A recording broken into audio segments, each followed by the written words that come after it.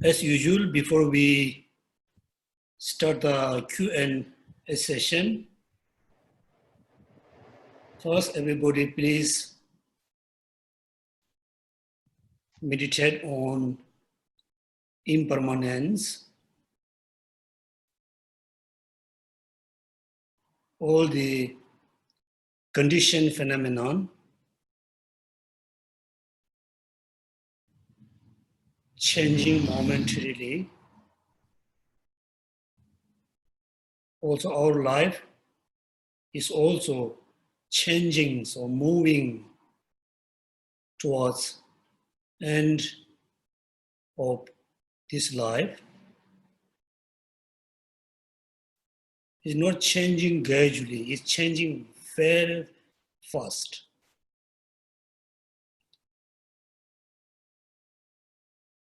Whether you want or don't want, one day the death will come. Please meditate on impermanence and death. After we die, then there will be a next life. The next life, whether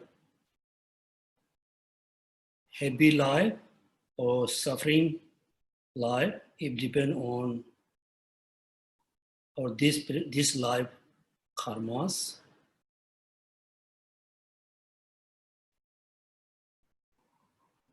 Knowingly or unknowingly, if we accumulate a lot of negative karmas,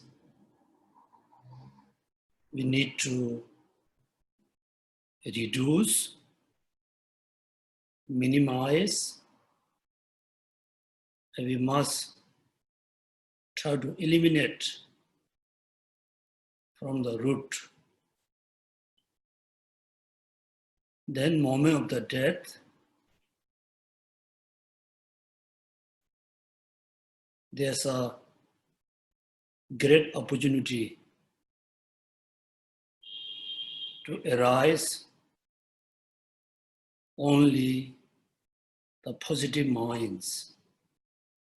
Then the positive minds activate the positive karma. Then we can have the happy rebirth.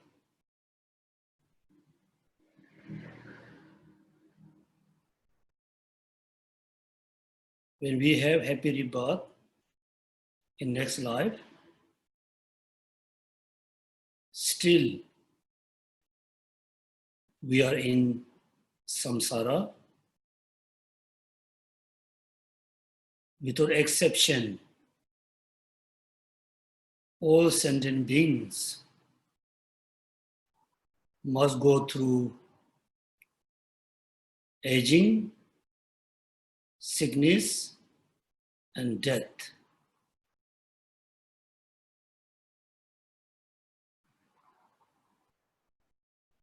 Since beginning last time until today, we are in the samsara, it's a circle. Born in lower realms, have a lot of sufferings. Sometimes we born in the higher realms. Also we gone through a lot of sufferings and problems. Therefore, no matter where we were born in samsara, even though you born in the noble family or king family, one of the richest family, still you are in samsara. You cannot free from sickness, aging, and death.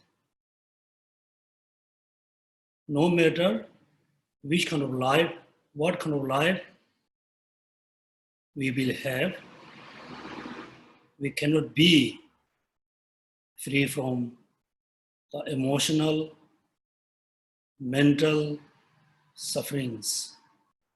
At least if we do the proper Dharma practice, particularly practice or meditation on emptiness. Second, everybody please meditate on emptiness of the phenomena, emptiness of the being or person or self. The phenomena around us, they appear to us as an independent or permanent phenomena. Actually, the phenomena around us, those are definitely not permanent phenomena. Definitely those phenomena are not independent phenomena. Nothing can be independent. Everything dependent on something. Second, when you think about yourself, I am, the I is there, but the I is not there as an independent self, independent I. The I, the five aggregates, which is basis of I, also empty of independent existence.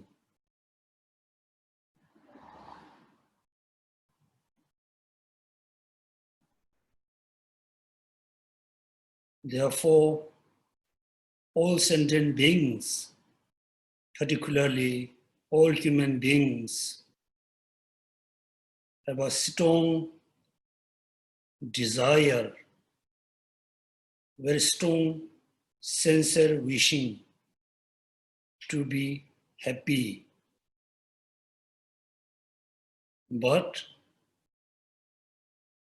we cannot be happy because our minds, our thoughts contaminated, influenced by negative thoughts.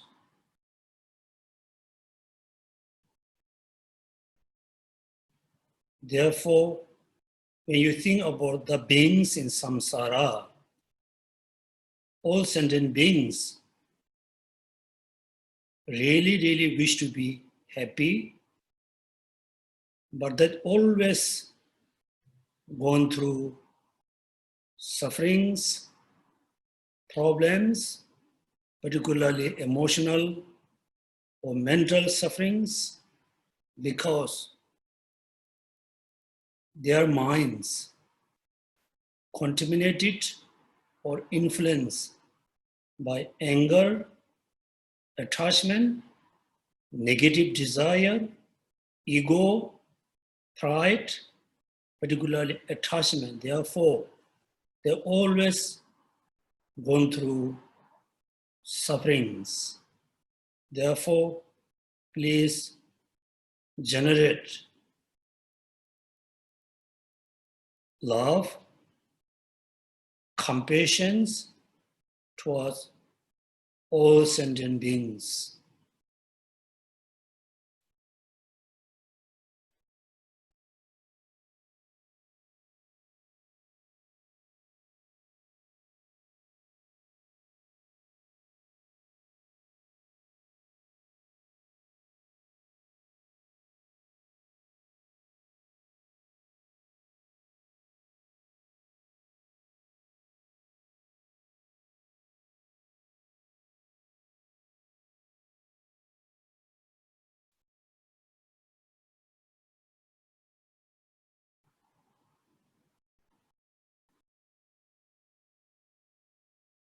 thank you so much. And also, most of you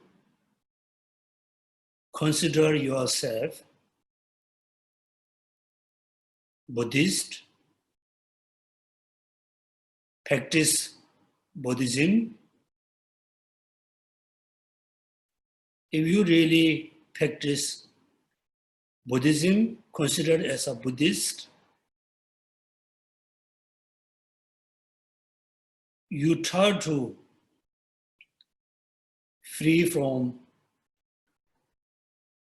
sense of scary about death. Because all human beings, when they think about death, when they think about the separation from your properties, separate from your belongings, particularly separate from your dear one, then you feel very worried, you feel so scared. If you really follow Buddhism, practice Buddhism, please try to free of worrying, scary about the death.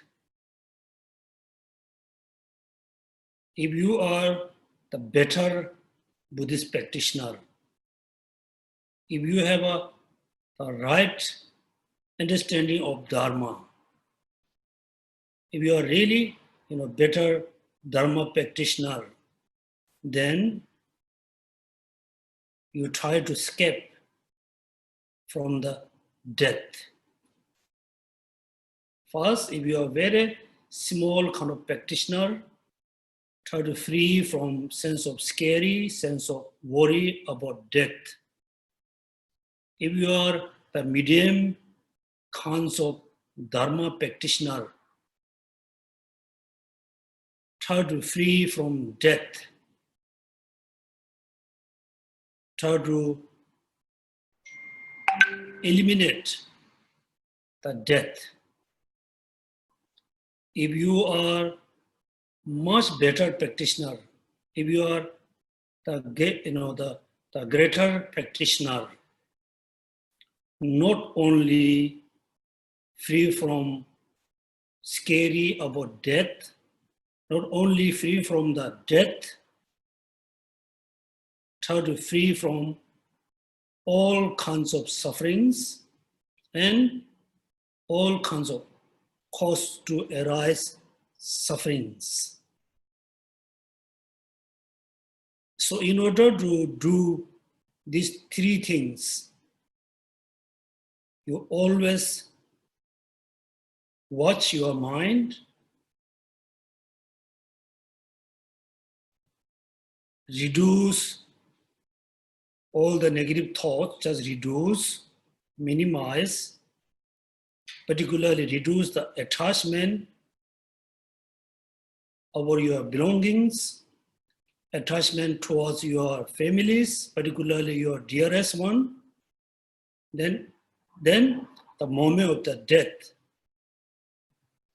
you won't have sense of scary, sense of worry, because your mind is free, completely free from attachment.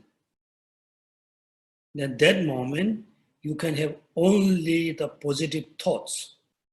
Then you no need to worry, you no need to scared about death. If you not just wishing to not worry about death, if you wish to free from the death, I'm not going to die anymore, then you need to control the negative thoughts. Also, you need to eliminate the negative karmas, or even though the positive karma, which is caused to arise samsara, caused to born in samsara. Then if you really wish to free from all kinds of sufferings, wish to achieve all kinds of happiness, then practice, control your minds, eliminate the negative karma, then plus realize emptiness and practice bodhicitta. Then you can achieve the perfect, the enlightened state, that you can achieve the everlasting, lasting happiness. Because many of us, we spend a lot of time to study Dharma, we spend a lot of time to practice Dharma, but make sure you are studying Dharma, you are practicing Dharma, can go the right directions. Right directions. Whether you are practice on the right track, on the right direction or not, how we know. How we know. Therefore, you must check your minds, check the negative minds. If you have a less negative minds, more positive minds, that means your understanding of Dharma, your practicing of Dharma is on the right track, on the right path, right directions. The more you study Dharma, the more you practice Dharma, if you have more negative thoughts, that means you are practicing Dharma, studying Dharma, not on the right track, not on the right paths. Therefore, make sure you are studying, you are practicing is on the right directions. So this I want to say at the beginning. Now we can start the Q&A session. So please start the question. Right. Thank you so much, Geshe-la, for setting our motivation for today. Yes. So just a quick gentle reminder for all students. If you have a question, right, you can actually raise your hand. We will unmute your mic. If not, you can actually use the chat window to say that you have a question. So the first question we have for today will be from UN. So she would like to ask about virtuous action. So let me unmute her mic. Okay, UN, your mic is unmuted. You can proceed. Morning, Geshe-la. Good morning.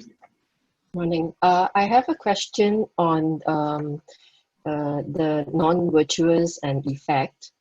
One of the non-virtuous actions is malice.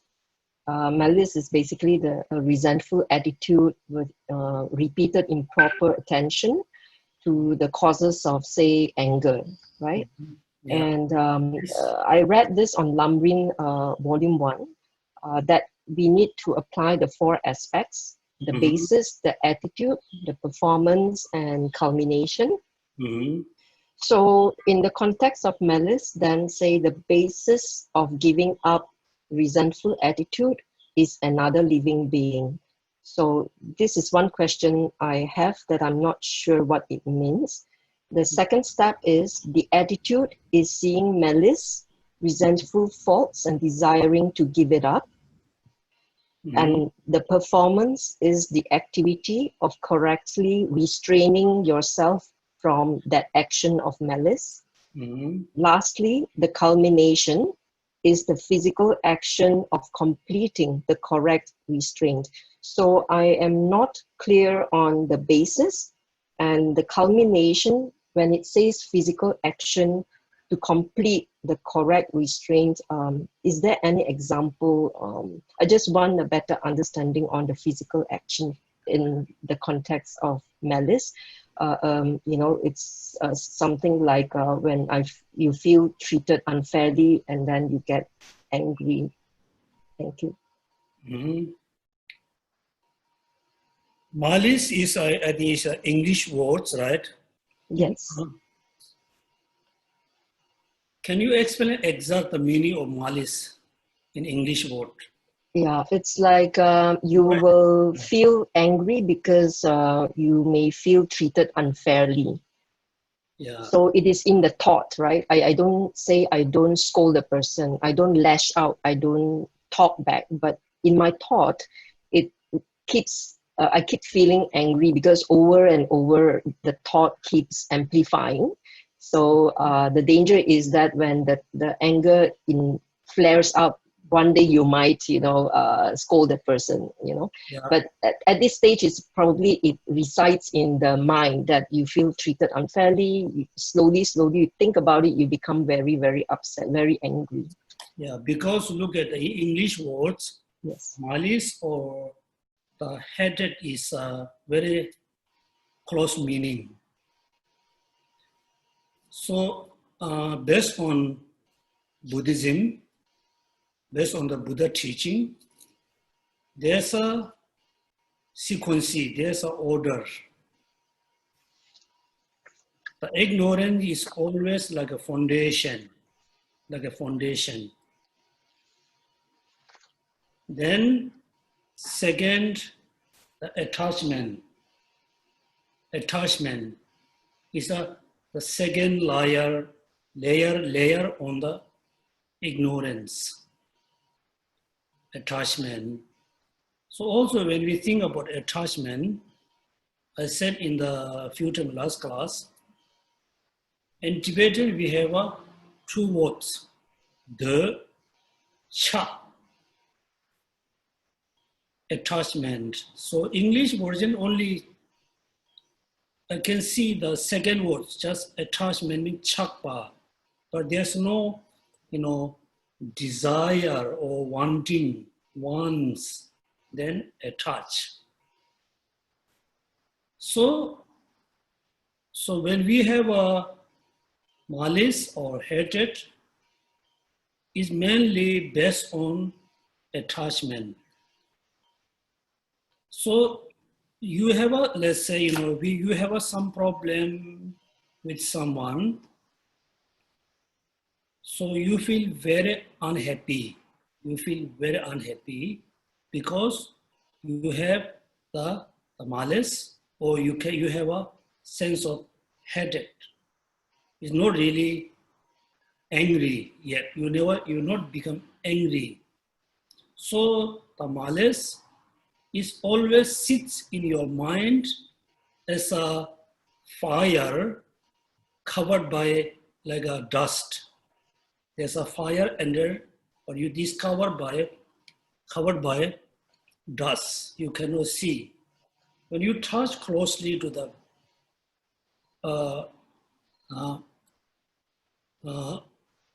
thing, then you can feel it's quite warm, quite hot. When you press more strongly, again you can touch the fire, and fire really can burn your body. So the malice is always remain in our mind as a fire underground. When the malice becomes so strong, then it's transformed as a anger. Suppose you know the sequence: ignorance, attachment towards yourself, attachment to your family, whoever. Then there's a malice, then there's a anger. So therefore you need to know the sequence. Then how we can really reduce, therefore you're talking about the four powers. Power of the field or object. So when you get angry, you're angry with human being, or angry with the phenomena, or you angry with the Buddha. And it can be true, and angry can be towards anybody, everything. Now just we say, we talk about angry with a particular person. So in order to reduce the particular kind of sense of malice, sense of hatred, angry, you need to rely on the particular person. For example, you angry with Mr. A, if you generate compassion towards Mr. B, it doesn't work to reduce the anger. Therefore, you must focus the person whom you have a malice, whom you have a sense of hatred. That means this is the one of the power of the field or power of the basis, right? Then second, the power of the antidotes. Antidote can be true. First, the actual antidotes, which is compassion, kindness, and tolerance. This is the actual direct antidote towards the malice or sense of hatred. The second one is not the direct antidote. So in order to reduce the sense of malice to the particular person, you visualize, remember the person, then you can do prostration, recitation, chanting, recite particular mantras. Those also become the antidotes. Then also, you're not just enough to recite, the mantra and so and so. Also, you make sure the body action, your speech, the mental action must be caused to reduce the anger, it caused to not get malice anymore. That means the proper, the habits. Then it's kind of, like commitments. We Tibetan call, the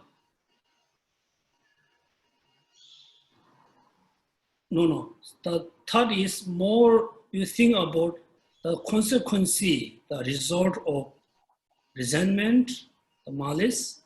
If you keep the resentment or malice in your mind, it keep the negative result continuously. You think about the negative result of the malice. When you feel the negative result is very uncomfortable, make you very unhappy. Also, it destroyed your peace of mind. Then you must think it is no good and not let it arise again to the person. Then at the end, look at, you do the antidotes, you have the basis, then you have the understanding of the, proper understanding of the result of the malice. Then the last important, you must have a kind of commitments. So in order to do, strong commitments or strong promise, I'm not going to angry with this particular person. First, you must have a pure compassion for the person. Then you can have the strong commitments.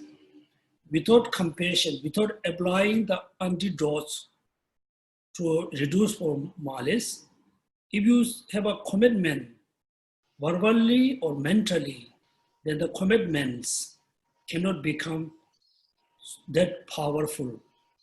Therefore, second time, you engage, again, the negative activity, negative action when you see the person, when you think the person. So this is for answer for you. So if you really want to know more detailedly according to Lamrim, so we can discuss the next time, next Sunday. I think we have. Sure. Yeah, next Sunday. So, Thank you, Geshe-la. Yeah, thank you.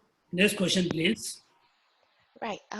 Thank you, Geshe-la. So, the next question is from Jay Vijaya. So, I have unmuted your mic. If you can, yes, your mic is unmuted. Yes, Jay. Thank you, Geshe-la. Good morning, everybody. Good morning. I have two questions, Geshe-la. I think yesterday we talked about the six times doing bodhisattva, generate bodhisattva motivations every day, right? So I'm a bit confused on that part because is it normally what we do is every 3 times, right? So if like 6 times, 2 times in the morning, afternoon 2 times, and evening two times, right? No. How to do that? Let's say actually it is. I think 24 hours divided into 6. How many hours? 24 hours divide into 6 times. Okay, so 4 times. 4 times, right? Yeah. 4 times. Yeah. That means every 4 times, 4 hours. So let's say you get up. Usually you wake up or get up like 5:30. So you start from 5:30. You generate bodhicitta one time. Then after 4 hours, another.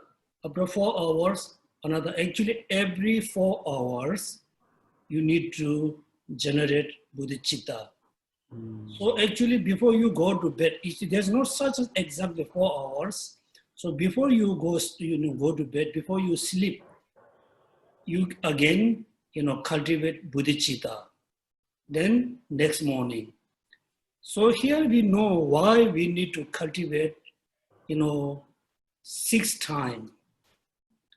Because according to Buddhist tradition, or according to Buddha teaching about meditation, particularly the shamatha, right? First, also please, everybody should not, mix up mindfulness and shamatha. Mindfulness is very low level. The shamatha is quite very high level of meditation. So the practitioner who practice meditation, whether he or she, reach to the shamatha state or not, it is depend on how long you can meditate continuously. If you are able to mindfulness a chosen single object for 4 hours, then you can say, I achieve shamatha, or he or she achieved shamatha. Therefore, 4 hours is very important. Therefore, every 4 hours, this day we can say 4 hours. Traditionally, they say, according to the water, limited water, because in ancient time they didn't have a watch. They put water in a container. They have small hole. The container, there's a mark. So they check, how long they do meditation. Therefore, yes, once time every 4 hours. Okay, thank you, Geshe-la. Next question, I please. think second question is, a bit of some things, not really, it's just a doubt that I've been thinking. So there's a lot of unlimited sentient beings in the whole world, right? Then we as a Buddhist, as a Buddha, whatever, they have intention to free all sentient beings. I don't know how long it takes. Just curious questions that I've been thinking about it. So, and how to put it this way, and I'm not sure how these beings myself, right, came into beings, came in this world, or all beings came up. I'm not sure. So, in this lifetime, is still all beings still created? I know that is in the Buddhist, theoretically is that we came from beginningless. I understand the concept that we came from beginningless. I understand also that we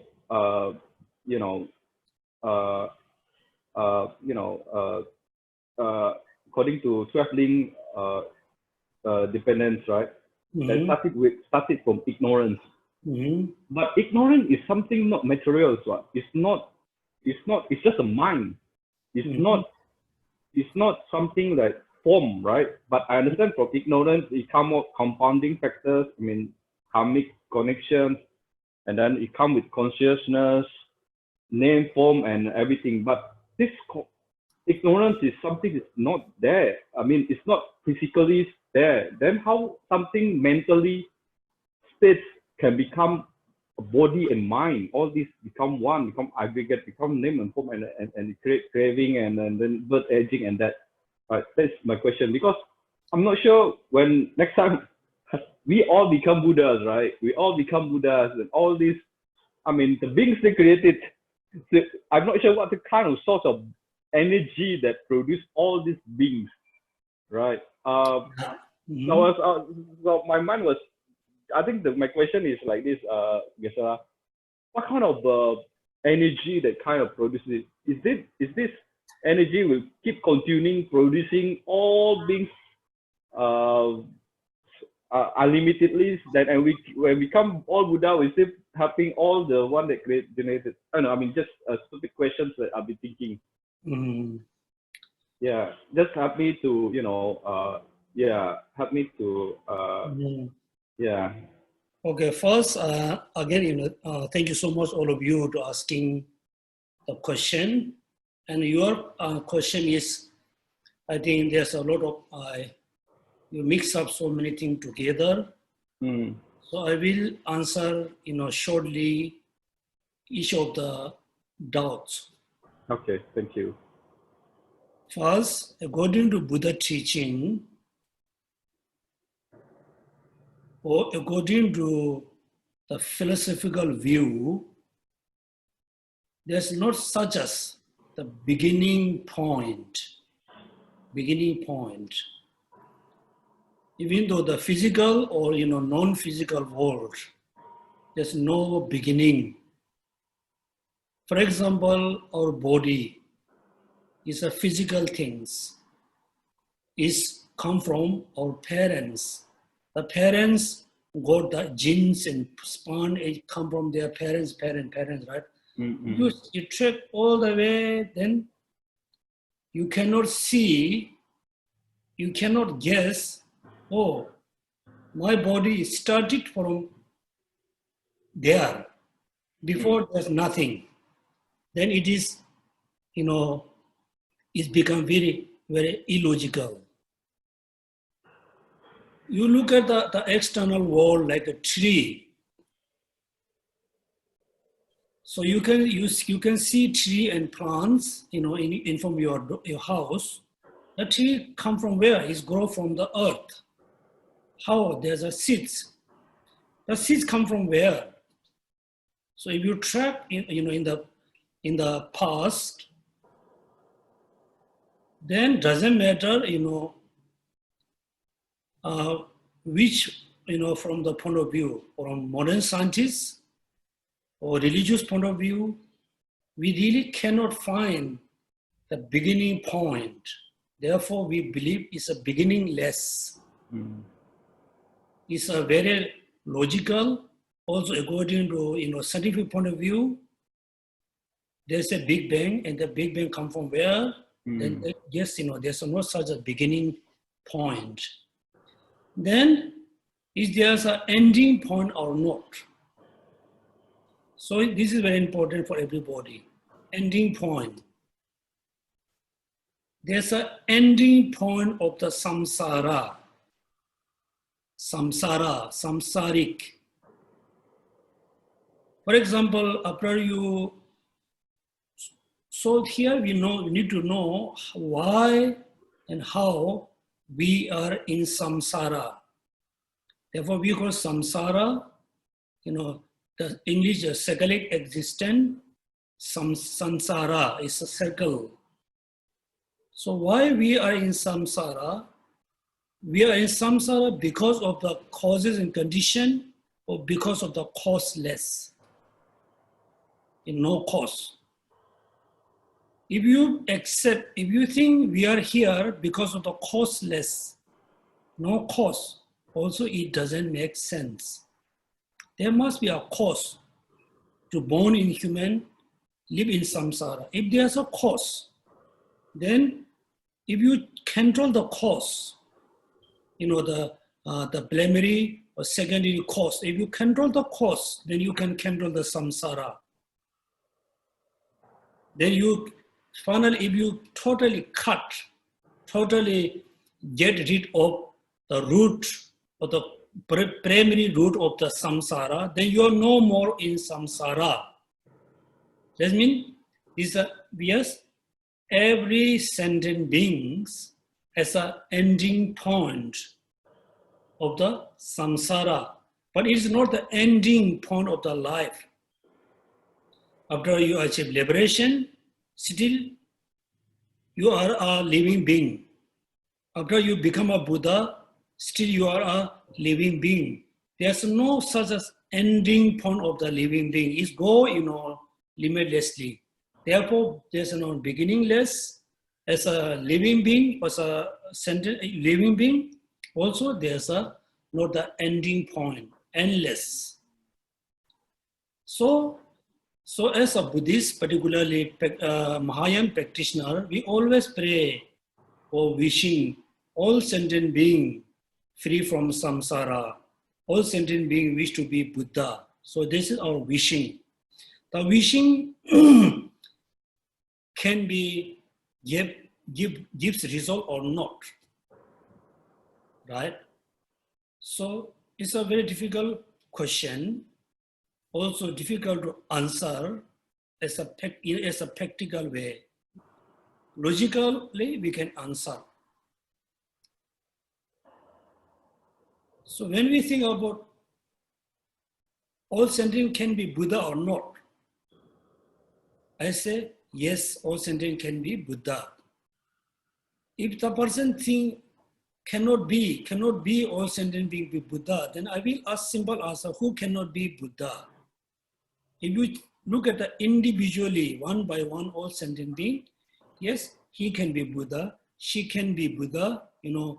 The insect, right now is an insect, it's an animal. The insect doesn't know anything about good and bad or dharma. Then the next love, if they're born as a human, then they have a same intelligence as a human. Therefore, logically, yes, all sentient beings can be Buddha. So then how long you will take to become all sentient being Buddha? How long? We don't know. We don't know because we don't know how many sentient beings we have. We don't have a correct number. Therefore, one sentient being become Buddha, then we think, the sentient being number become lesser. No. In order to say that, we need the, the right, the number of sentient beings. We don't have. If you have the right number of money, when you spend $1, then $4 left.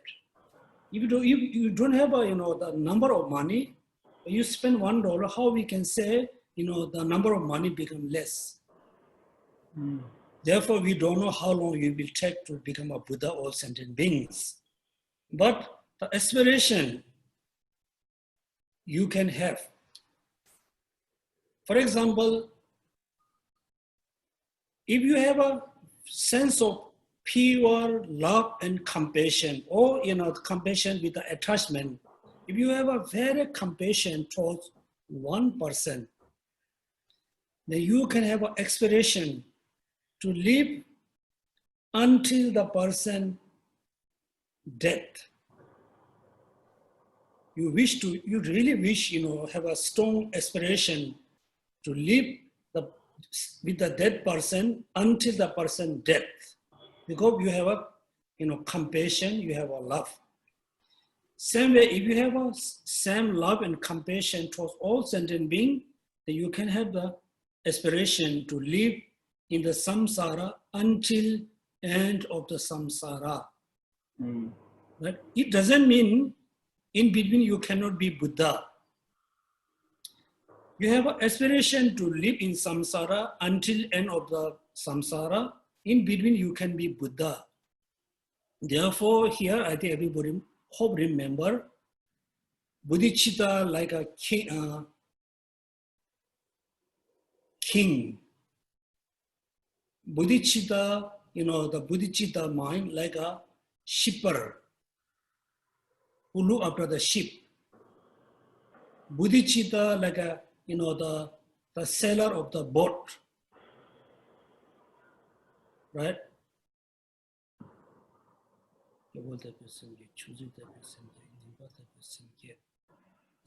Yeah, there's a four types kinds of bodhicitta. So we look like shipper who look after the ships. The shipper always go after the ships.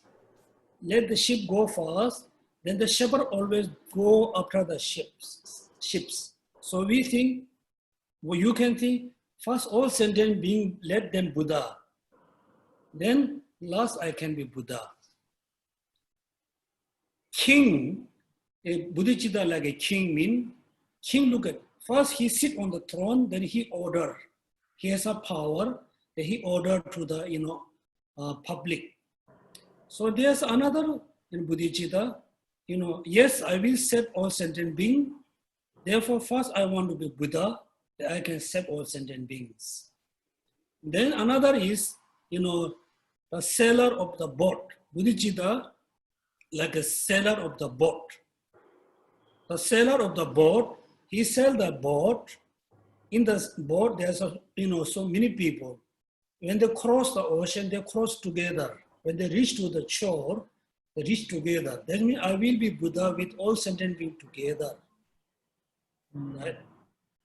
So there's are many different ways to generate bodhicitta. If you have a great compassion to all sentient beings, then you can have aspiration to live in samsara until end of the samsara. Then another, you have a little, I think, confusion or maybe not so clear about the 12 links interdependence. Yes, ignorance is non-physical because it is a consciousness, it is a mind.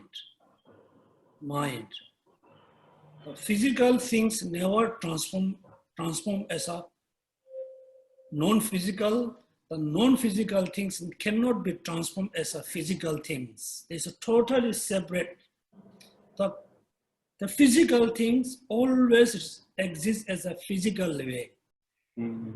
Sometimes you go gross and subtle to gross. For example, the mango seeds is quite big.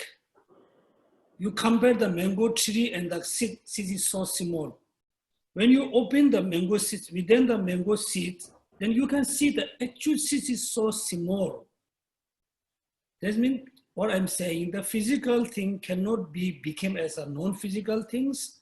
Non-physical thing cannot become physical. Therefore, ignorance is a non-physical consciousness.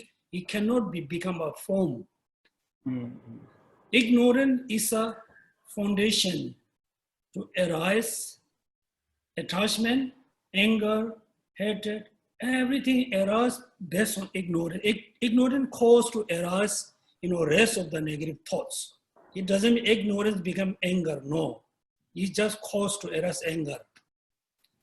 Then due to anger or attachment, due to compassion, you engage into actions. A negative actions or positive action, the immediate actions, right?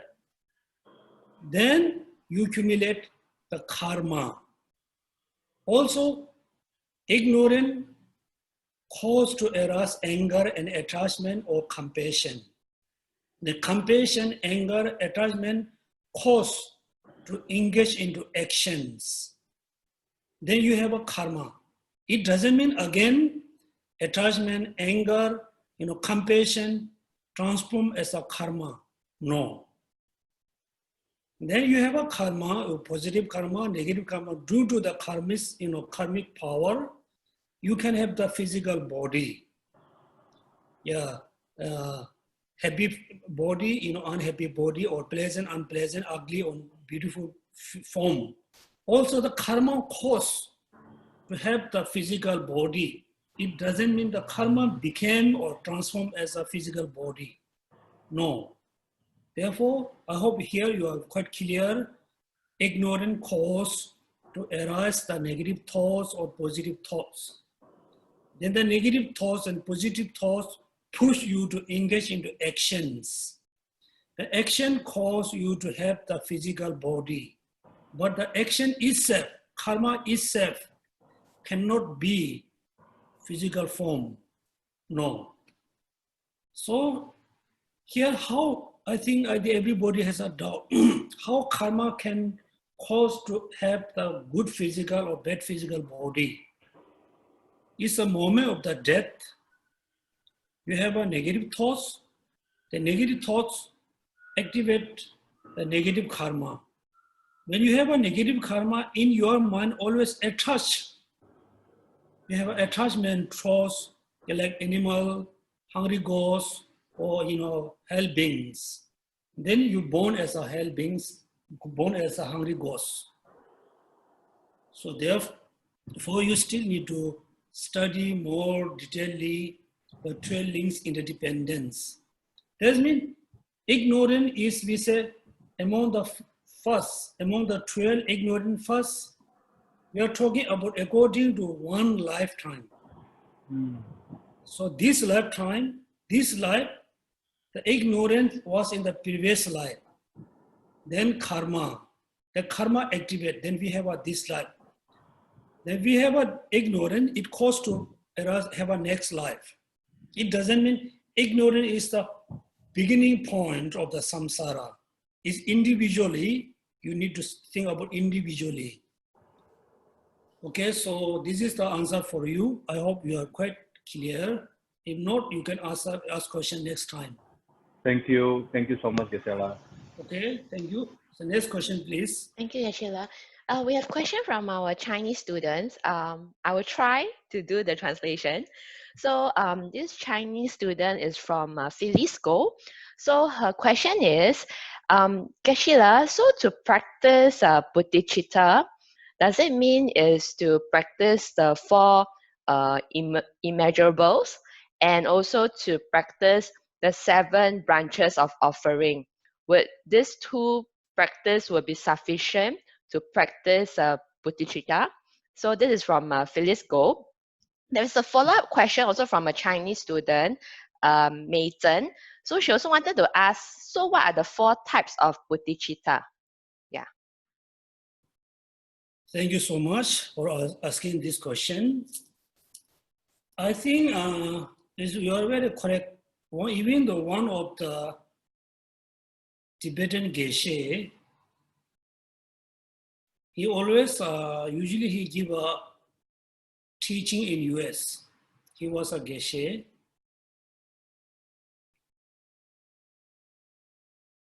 Then he has a, thought. For example, when we do prayers, we say, I go for refuge to Buddha, Dhamma, Sangha, and wish to Buddha to benefit all sentient beings, through my practice of generosity and so and so. First, we take refuge, then generate bodhicitta. Then second, we always chant, the verses to explain the 4 immeasurable practices. Then the Geshe thought, how come first bodhicitta, the second, the 4 immeasurable practices? He said it must be opposite. First we chant the 4 immeasurables practices verses, then bodhicitta, because I don't think he saw all the, lumbering books. So this man saying, becoming Buddha depending on bodhicitta. Cultivation bodhicitta is dependent on 4 immeasurables. Therefore, without practicing the 4 immeasurables, you cannot have bodhicitta. Verbally, you can say bodhicitta. Practically, you cannot. Therefore, first, you must practice immeasurable of impartiality. Right? Impartiality. That means you have a same desire to be happy, your close one. As the same way, you have a same desire to have a be happy, your enemy, all sentient beings. Second, then you must practice, immeasurable of love. Before love, you must think, all sentient being,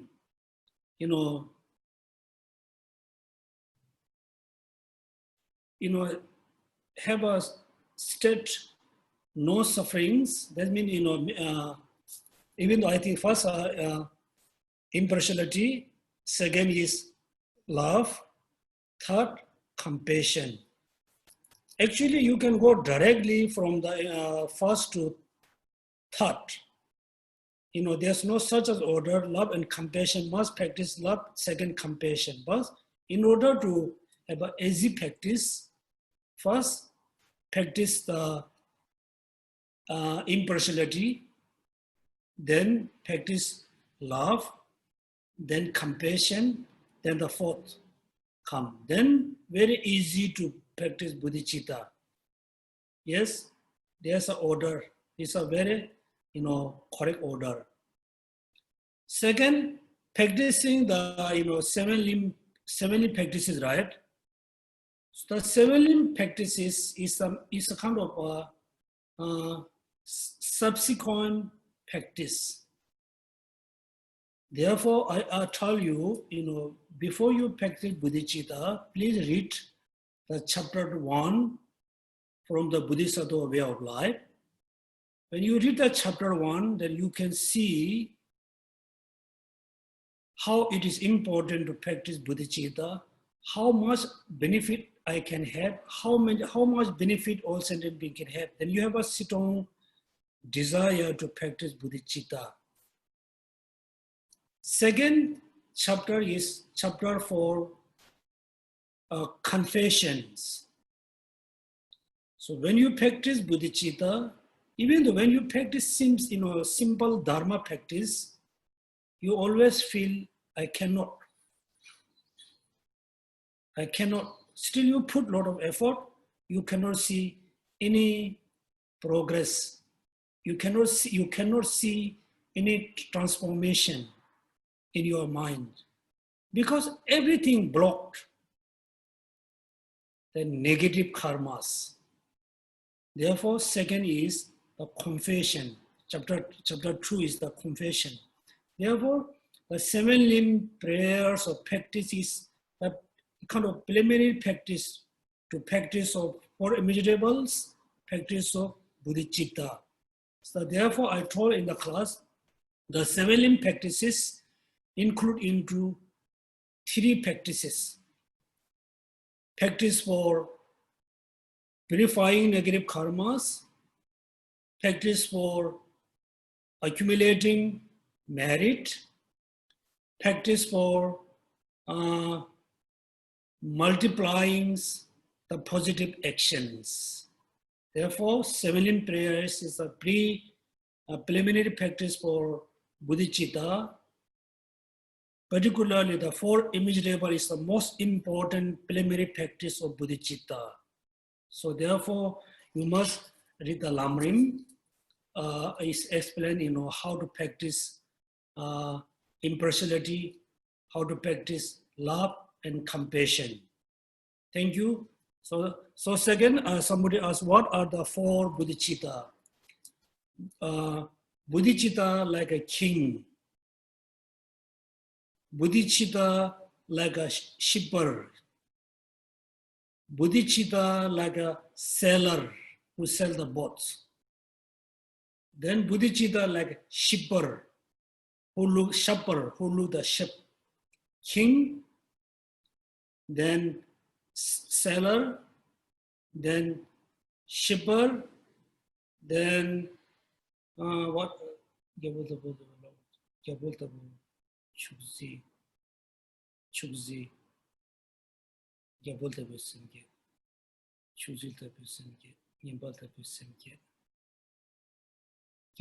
think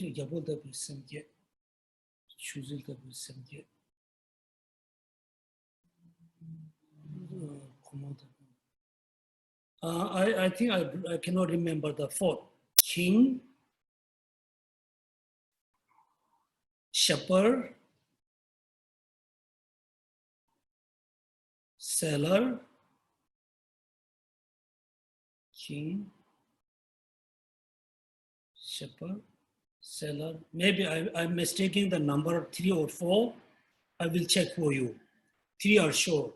King, seller, shepherd. Shepherd, who look at the shop. Sheep's right.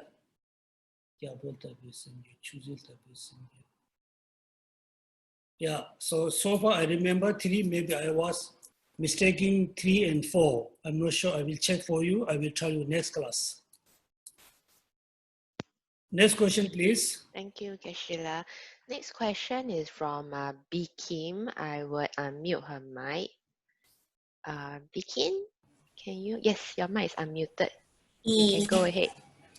Hi, good morning, Geshe-la and all brothers and sisters.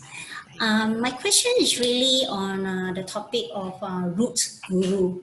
So I have been catching up because I have started quite late on your Lamrim class, so I'm catching up via all the recordings. But still, I don't really have, and I can understand what you have been teaching so far, but I still don't really have a good picture on root guru. So hoping that you can help me out on that. So basically what happened is I do actually read up many Buddhist texts and attend and listen to the Dharma talks. They have actually all have been very inspiring, and I've actually taken all these teachings to my heart, and I also put them in the practice in my daily life, in my self-conduct and interactions with people around me. So the question is, are all these teachings that I have learned through texts and talks done by the various masters and teachers considered as my root gurus?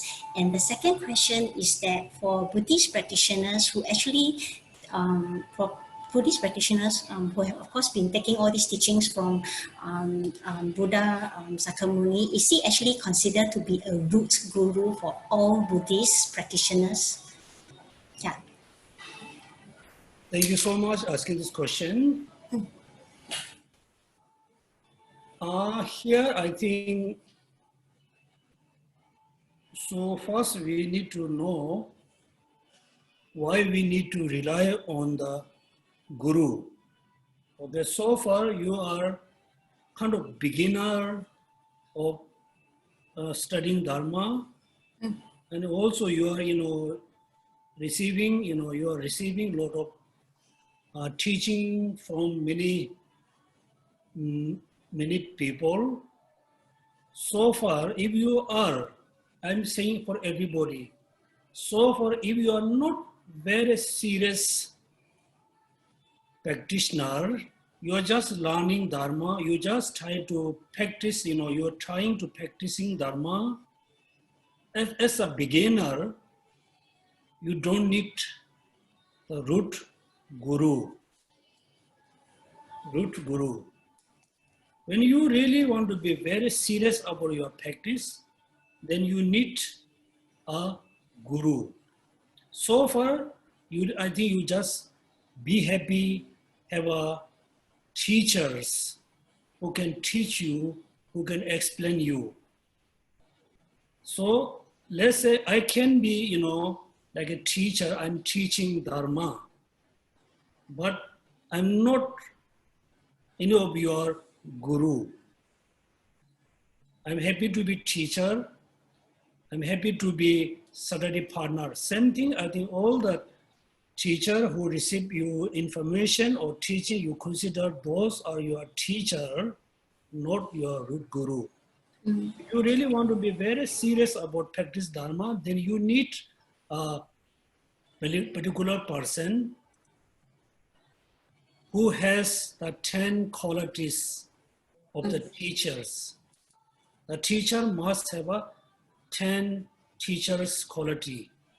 It doesn't matter male or female. It doesn't matter, it's a Indian or Chinese or Tibetan, it doesn't matter. If they have a 10 teachers, 10 qualities, then you can consider, oh, I'm looking at a guru. He or she can be my guru. So you need to choose. You must choose based on reasoning and logics, not choose just become emotional. Second, yes, in the Buddhist, I'm not sure in other tradition, Buddhist tradition, in Tibetan, we have a concept of lineage guru and the root guru. Actually, we Tibetans say Tsawe Lama, Tsawa. Tsawa means root, Lama means guru, Tsawe Lama. Second, I'm not saying lineage, we say Gyupe Lama, the continuum teacher, continuum guru. Continuum means like a Buddha Shakyamuni is our, is our guru, most important guru, as well teacher. So he is considered as our, continuum guru, because the teaching we receive come from continuously from Buddha. So he's not the root guru, but most important guru and teacher, not the root guru. Root guru means whom you receive teaching directly. You have a direct contact, you can receive the teaching directly. For example, I received teaching from His Holiness Dalai Lama.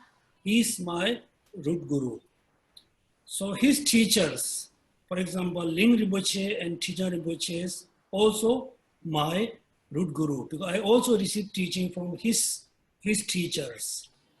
There is another teacher called Takta Rinpoche, Takta. So Takta Rinpoche considered my lineage guru, continuum guru, not the root, because I didn't receive teaching directly from him. So this is, I think, I answer for you, difference between guru, root guru, and lineage guru. And also I heard some of the centers says, you can have only one root guru, you cannot have a many root guru. These are totally, I think, misinterpretations. You can have like 10, 25, you can have a mini root guru.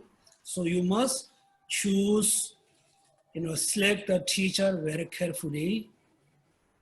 Make sure the teacher is, the guru is very pure.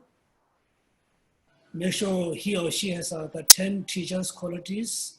Then you can, accept he or she as your root guru. So far, I don't think you need a guru. You need a teacher. Right? Yeah, got it. Next question. I think you have two questions. No, I think you have addressed all the questions, and that's very clear. I appreciate it. Thank you so much. Next question, please. Thank you, Geshe-la. So next question, I would unmute Li Hua's mic. Just hold on. Okay. Yeah, Li Hua, your mic is unmuted. Yes. Can you say a Hello. few? Yes, we can hear you. Hello. Good. Hi, good morning, everyone. Good morning, Geshe-la. The question is regarding Chitta Mantra School. It says, Chitta Mantra says everything has no externality, only subjectivity, and it's like a dream. So this morning, when I wake up, I realized I had a dream. So I remember it. Then I realized that it's a dream.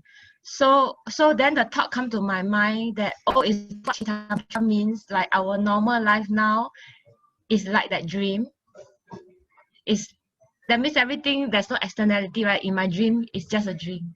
Okay, then that's the first question. Is that what Chitta Mantra meant when they say everything is like a dream? The second question is, when the minute I wake up and I remembered that I had that dream, right? In the dream, I was talking to another person. Then if in the dream, right, I didn't know that I was in a dream, So in the dream, I thought I was talking to another external person. But after I wake up, I realized that it's false. There's no external person, and what the person say also comes from me. The second question is, if now everything is a dream, then I don't know what external person are saying. I think your Mark has a problem. Your Mac has some problem. Yeah, can you repeat the last sentence again, Li Hua? In the dream, right, I was talking to someone else, and the person is saying words on his or his own, okay? But when I wake up, I realize that it is not true because that person also comes from me. It's also from my mind. The second question is, if in our real life, everything is like a dream, that means you all are also from my mind. How come I won't know what you guys are going to say if it's from my mind? Okay. Thank you so much for asking these two questions. First, I think you need to know, you must know more detailedly about what does mean Chitta Mantra schools. According to Chitta Mantra school, they still believe, they still assert subject and object. Subject and object. There's a subject, there's an object. But the subject and object is not totally separate from minds. Therefore, in English, say, mind only school is a wrong, I think, translation in English. In Tibetan, we say, Sam is mind. Then we have another word, some merely mind. Merely mind. You should not say only school. Then they thought there's nothing, external phenomena. They also believe the inner phenomena, which is mind, external phenomena like physical body, the house, the water, things, right? If there's no such as external phenomena, then according to Chitta Mantra school, they don't need to go to get water, walk for like few kilometers and get water. There's going, there's coming. According to Chitta Mantra, still they believe the inner phenomena, external phenomena. But the inner and external phenomena is not totally separate from the minds. This is their, concept, their tenets. How come the mind and the physical thing not totally separate from mind? Now you need to think about the dreaming. When you have a dream, so this morning you have a dream about a person who is talking to you. In the dream, when you have a nice dream, you feel happy, you have a sense of happiness during the dreaming time. When you have a unpleasant or scary dream, also you feel very unhappy, you feel very upset, angry, even though in the dream state. Therefore, it's a dream. The nice dream is also dream. The scary dream also dream. Still, it can produce pleasant and unpleasant feeling. You have a concept of good and bad, even though within the dreaming. Dreaming. Therefore, first, you really need to know what does mean Chitta Mantra school. Means object is there, subject is there, but the object and subject is not totally separate from mind. Therefore, merely mind like a dream. So in dream, still you have a subject, still you have an object. You have a dream, a person, then there's a mind. The mind has a reflection of the person. The reflection and the mind is not separate from mind. Still, they are two. The dreaming mind and the dream. Right? Dreaming mind is a mind. The dream is kind of reflection of the mind. So the reflection of the mind is not totally separate, but those are still true. True. For example, when you look at the fire, you can see the fire from far away, The fire is not within your body, within your mind. The fire and you have a distance. So when you pull your hands close to the fire, you can feel very warm, still very hot. Still, when you touch to the fire, then you feel it's burned my hand. Therefore, the fire, the mind is separate. It's a distance. But the fire cannot be totally separate from mind. For example, the mind which has a dreaming. So when I was studying about Chitta Mantra school, so we have a debate in our teacher room with our students. So at that time I said, how come if there's no subject object totally separate, then we no need to go to somewhere, get water. We are going, we are coming. Then my teacher said, is very nicely, in dream, right? In dream, you have a dream to go to Indonesia.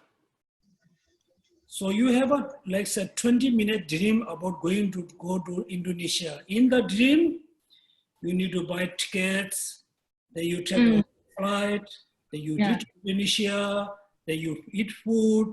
The food was very nice, you are so happy. Then next you met a very bad person, you have an argument. Then slowly you come back to Singapore, then you in your home, then you woke up. What does it look like? A dream. It's dream, still you can have a happiness, you can have a sadness. When you fully woke up, you really cannot see such a thing is there. Yeah. So still you need to think more precisely, detailedly about the Chitta Mantra school, that you will know. Okay, next question please. Okay, thank you, Geshe-la. Next question will be from SP. So SP, can you unmute your mic? Okay, your mic is unmuted. Yes. Please proceed. Yeah. Good morning, Geshe-la. Good morning, everybody. Okay, I've got a question on rats. Following yesterday's Geshe-la's answer on the mosquito. Can you hear me? Yeah, SP. All right. Yesterday, Geshe-la led us to think about our intentions when we were about to so-called destroy the mosquitoes. And what happens if you have... Sorry, SP, can you speak closer to the mic? Maybe you can speak closer and louder. Yeah. Okay. This is about the closest I can get. Okay. All right. So my question here is that if you have rats at home, all right, rats with their diseases and stuff like that. So when you first get rats and you found rats, the first thing that you think of is, I want to get rid of it. Okay, the intention is, I want to get rid of it. So by getting rid of rats means I have to kill. So I don't want to kill, I bring in the pest control. So they help me to kill. So I look at it as, based on the theory, I'm guilty of killing. What do Buddhists do when we meet such circumstances? Okay, so your voice is not so clear. You are asking a question about if I, so there's a rat in your house somewhere. You want to remove, you want to clean the rat. Correct. Somehow accidentally you kill it. No, I have to remove. By removing, I have to kill. Why you have to kill? Okay, the pest control team tells me that the only thing that they do in Singapore is to capture the rats and they kill it. No. It's quite,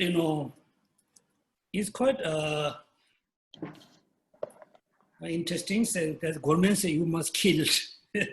Buddha said you should not kill. Yeah, Buddha said I should not kill, but I cannot be keeping the rats at home. Yeah. Therefore, I think I saw some of the Singaporean, they catch the rat in the small container and they bring in the forest, they release in the forest. I saw some Singaporean does like that.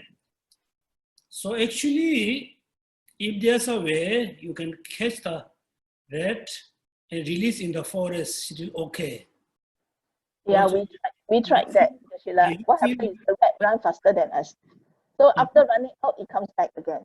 No. If you release, let's say, like a Megrichi forest, you won't come back, it's quite far. There's a trick. If you release the rat, close to your house, let's say there's a big, like little forest. So if you want to release the rat there, so you must know how to release.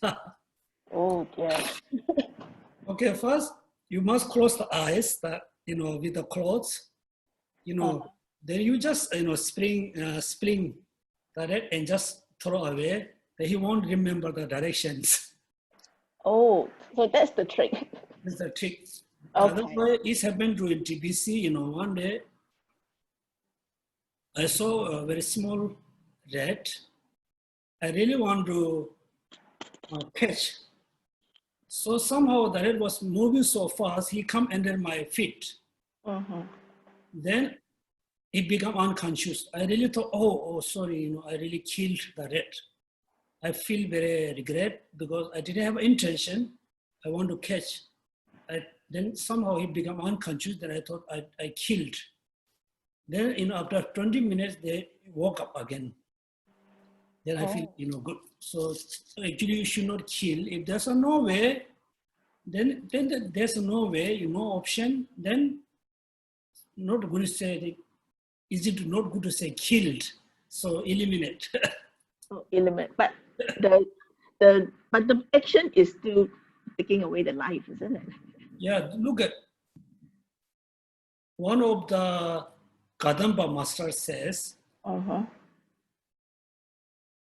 the negative action doesn't have any good qualities, except it has one good qualities, which is able to reduce, able to eliminate. These are good qualities. So look, in our life, without many options, not only killing. So for example, you work with a big company, and the company asks you to promote things.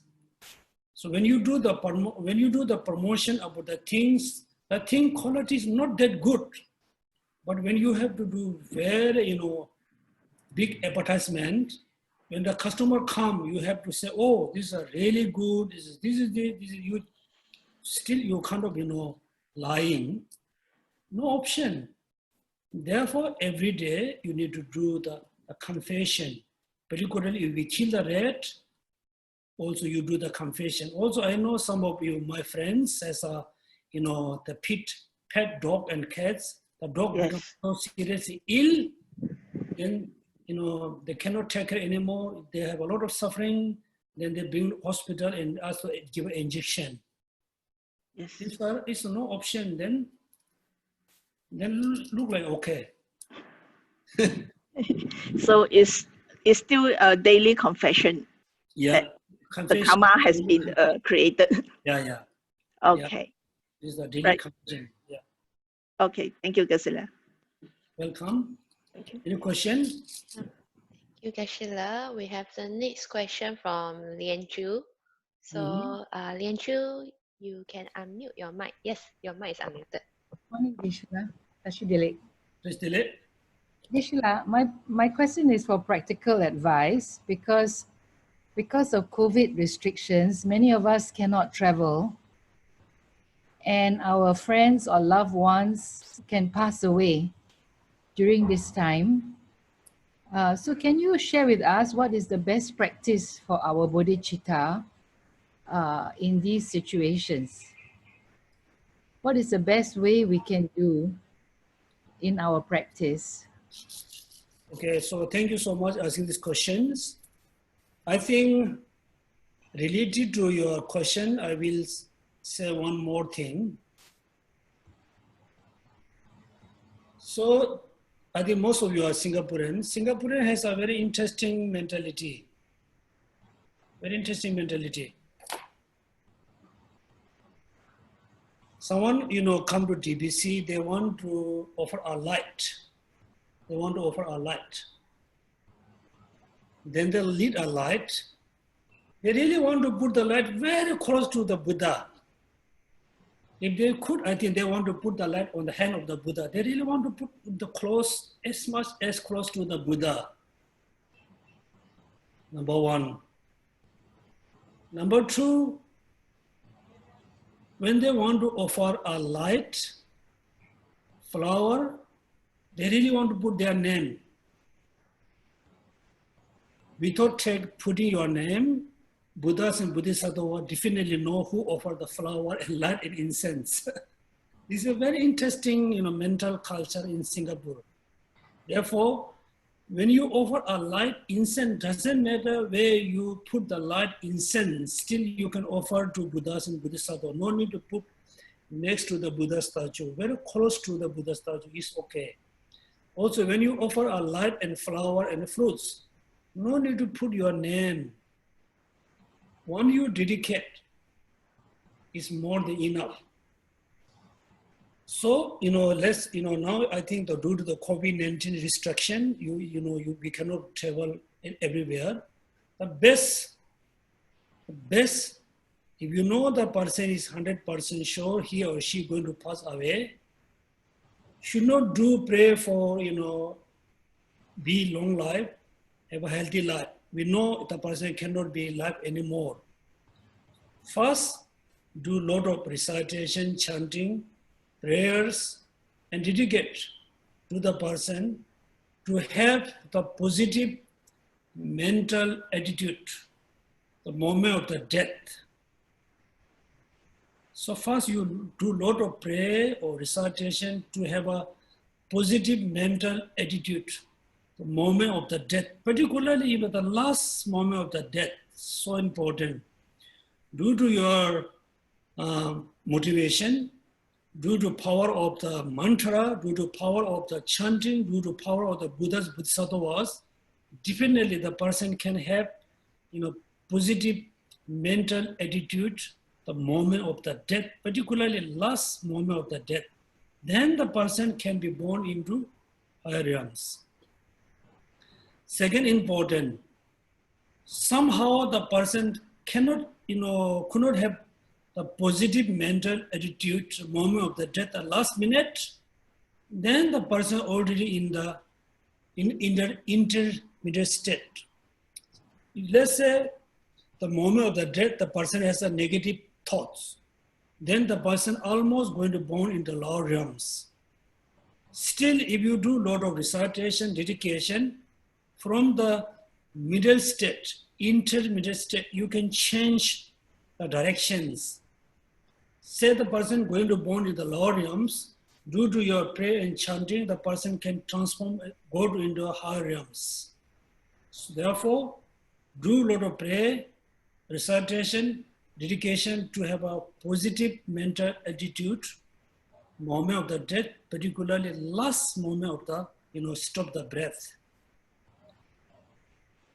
Second, mainly do prayer to have a, if somehow the person in the intermediate state, ready to born in the lower realms, and pray to transform from there to the higher realms. So here, dedication is very important. Do recitation, chanting, offering. Most important, do the dedications. Otherwise, the person really cannot receive, the power of prayer or chanting recitations. So please do, dedication is the best. Geshe-la, you mean that we don't need to do any special prayers? Our regular practice, daily practice of bodhicitta and the dedication is what matters. Yes, you don't need to do special, kind of, recitation, chanting. Do your daily prayer, chanting, and dedicate. Thank you. Thank you, Geshe-la. Thank you. So we can have one more question, then we can stop today's class. Chinese from Mei Zhen. So, okay, so if our teacher or the root guru can be a lay person, which is not an ordained monk or nun, is that possible? It is very possible. The historical Buddha, in the common sense, he had many teachers who are Hindu or Hindu. Also India, though there are so many practitioners who has a teacher who wasn't full ordained monks and nuns. In the Tibetan history, Milarepa, one of the renowned practitioner, his teacher, Lama Marpa, he wasn't a full ordained being. The founder of the Kadampa, Domdumpa, the founder of the Kadampa, name of the Domdumpa, he was pure lay practitioner. His teacher wasn't a full ordained. It's definitely okay. You can have a lay person guru. Make sure, doesn't matter that he or she is a full ordained or lay person. Make sure the person must have the 10 teachers' qualities. Among the 10 qualities, practice, 3 mind trainings, ethical disciplines, very important. The teacher must have one of the vows, lay person vows, right? When the teacher teach Dharma, make sure the teacher has a profound knowledge about Buddha Dharma, particularly the teaching whom he or she going to teach. Therefore, it's perfectly okay to have a layperson teacher who has a right qualities. Sometimes you can see, giving teachings by monks and nuns, giving teaching by layperson there's a different impact, different influence. The layperson who has the right qualities of the teacher, he or she can give you better teaching, because he or she will teach you based on him or her experience. So as a monk, when we talk about how to take care of the family lives, we don't know. Still, we try to give advice. If you ask advice layperson teacher, he or she can give you better advice. It's perfectly okay. So thank you so much for attending the Q&A sessions. I really rejoice all of you to attend, not just attend, ask questions. And this kind of a discussion class can be useful for you. So thank you so much. Then at the end, please do the dedications. Before we dedicate the merit, we just remember the collective merits. So we accumulate the collective merits is more powerful than the individual merits. And the collective merits, first we dedicate to free from the COVID-19. This time the COVID-19 is a very serious problem all over the world. Even the small village like Zanskar where I was born, the COVID also spread over there.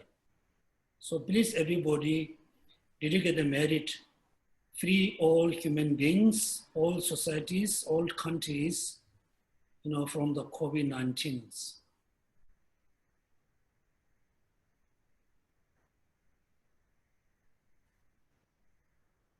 Also this day, there's so many, serious problem between different countries.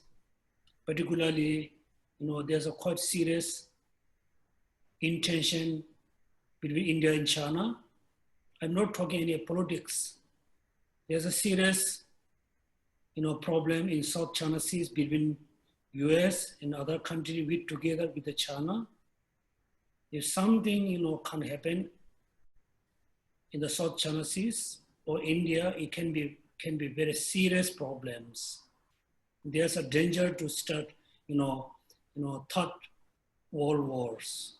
So please dedicate a merit to reduce all the tensions. In order to reduce the tensions, all the politics leaders need positive minds, compassion minds, the mutual understanding. So dedicate the merit to have a compassion, kindness, tolerance, to have a mutual understandings. At the end, dedicate the merit to benefit all sentient beings, particularly your relatives, your friends, your co-workers, your neighbors.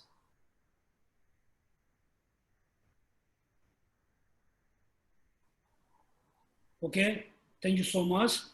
Have a happy Sunday. Thank you. Thank you so much, Geshe-la, for your time. Thank Thank you, you all Geshe-la. participants. Just a quick announcement for next Sunday, our class for Q&A session will be replaced with a celebration for His Holiness the Dalai Lama 85th birthday. So the Zoom information we will share with everyone closer to date next week. So just a reminder, our next week class Q&A will be replaced with the celebration activity event on Zoom. So we'll share with you more information next week. Thank you, everyone. And you can turn on your camera. Thank you. No, thank you. Thank you, Thank you. Geshe-la. Geshe-la. Everyone.